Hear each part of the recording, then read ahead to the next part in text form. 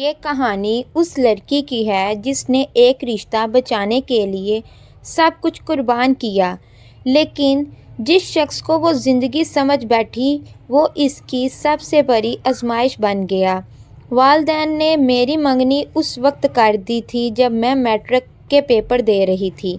منگیتر تعلیم یافتہ، خوبرو، مگر دل کسی اور کا تھا۔ وہ لاہور میں ایک لڑکی سے محبت کرتا تھا، لیکن اس کے سخت غیر باپ نے کہا، میری زبان نگل گئی، اب تم اسی لڑکی سے شادی کرو گے جس سے منگنی ہوئی ہے۔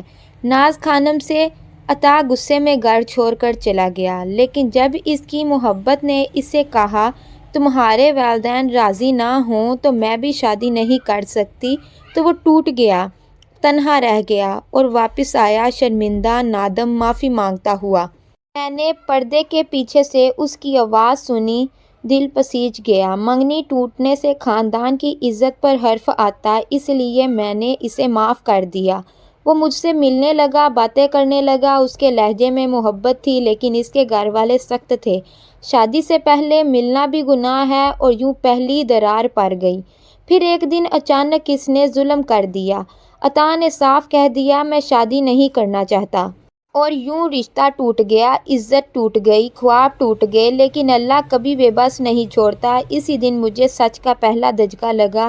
لاہور والی لڑکی نے بتایا کہ عطا صرف مجھ کو نہیں، اسے بھی دھوکہ دے رہا تھا، اور ایک تیسری لڑکی بھی حاملہ تھی جسے وہ بیوی کہہ کر استعمال کرتا تھا۔ میں سن ہو گئی۔ کچھ دن بعد پتہ چلا عطا گرفتار ہو چکا ہے۔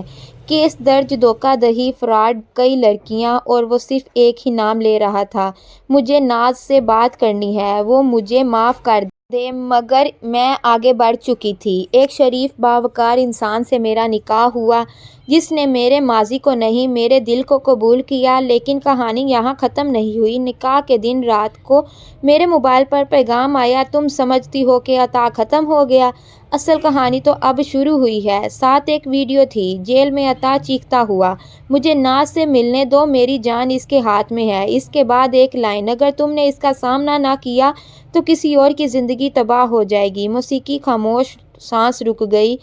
کیا عطا جیل سے باہر آ گیا؟ کس نے یہ سب ویڈیوز بھیجی؟ ناز کے نئے شوہر کی زندگی پر کیا اثر پڑا؟ اور اصل ویلن کون تھا؟